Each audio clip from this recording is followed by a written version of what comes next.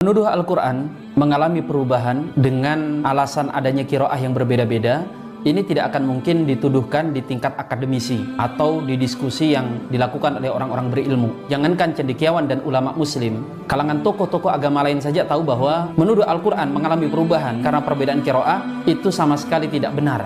Tuduhan seperti ini hanya mungkin laku di kalangan orang-orang awam, itu pun kebanyakan yang non-muslim bisa termakan nih seperti ini. Tapi kalau orang Islam, secara umum ya, orang Islam itu tahu bahwa dalam agamanya ada perbedaan-perbedaan yang bukan hanya dibolehkan, tetapi justru itu dituntunkan dalam agama.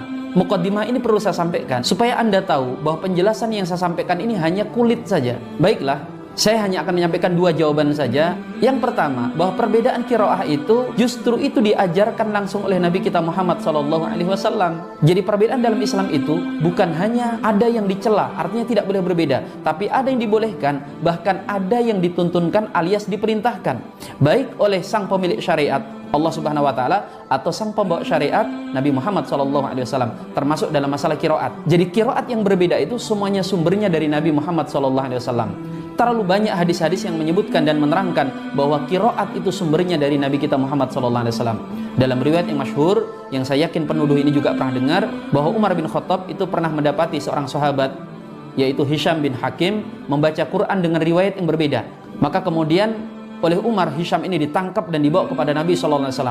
Dan dia mengatakan, "Ya Rasulullah, ini Hisham telah membaca Quran dengan cara yang tidak engkau ajarkan." Maka Rasul memerintahkan agar Hisham membaca Quran. Setelah Hisham selesai membaca, sambil tersenyum Rasul mengatakan, "Seperti itulah juga Quran diturunkan.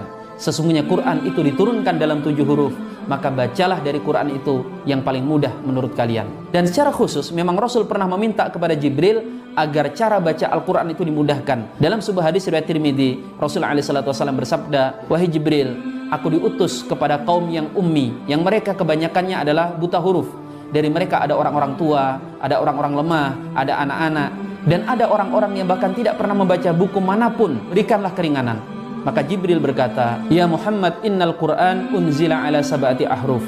Wahai Muhammad, Quran itu diturunkan dalam 7 huruf. Makna 7 huruf ini dalam 7 cara baca yang berbeda-beda. Karena memang Al-Quran itu diturunkan kepada bangsa Arab yang dialek mereka satu sama lain saling berbeda-beda. Seperti halnya lah bangsa kita, wong sama-sama orang Jawa saja, itu kata engkau, ada yang riko, ada yang rika. Kata enggih yang artinya iya, dalam bentuk yang lebih sopan dalam bahasa Jawa, itu ada yang dilafatkan enggih, ada yang enggih, ada yang injih. Jika Al-Quran itu hanya dengan satu cara baca, maka itu akan merepotkan orang-orang Arab. Terlebih orang Arab itu jauh lebih medok dari kita. Lisan kita itu cenderung gado-gado, masih bisa menyesuaikan. Maka Al-Quran turun dalam bentuk yang memudahkan. Dan yang kedua, adanya perbedaan qiraah itu justru menjadi tanda keluar biasaan Al-Quran dan menjadi mukjizat Quran itu sendiri. Kenapa? Karena Al-Quran mengatakan, "Afala yatadabbaruna al-Qur'an walau kana min indi ghairillahi lawajaduhu fihi ikhtilafan katsira." Tidakkah mereka mentadaburi, merenungi, memikirkan Al-Qur'an? Seandainya Quran itu bukan dari Allah, maka manusia akan mendapatkan di dalamnya pertentangan yang begitu banyak. Kalau Al-Quran yang turun dalam satu riwayat tidak ada pertentangan, mungkin ada yang mengatakan itu biasa, kan satu riwayat, walaupun itu sudah luar biasa. Al-Quran itu dibaca dalam riwayat yang berbeda-beda, tetapi bukan menghadirkan pertentangan, justru saling melengkapi dan menguatkan. Itu tidak akan mungkin terjadi kecuali karena Al-Quran ini adalah mukjizat terbesar. Kita ambil contoh ya, firman Allah Subhanahu wa Ta'ala, "Fi qulubihim maradun fazadahumullahu marada walahum adzabun alimum bima kanu yakdzibun." Dalam satu qiraah dibaca yakdzibun, yang artinya mereka berdusta.